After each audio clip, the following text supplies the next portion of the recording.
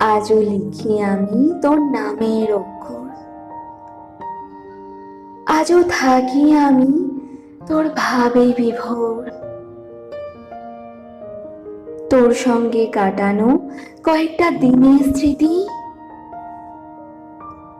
আমায় ভালো রাখে দিবানিশি। উত্তাল ঝর্ণাকে করেছিস শান্ত নদী,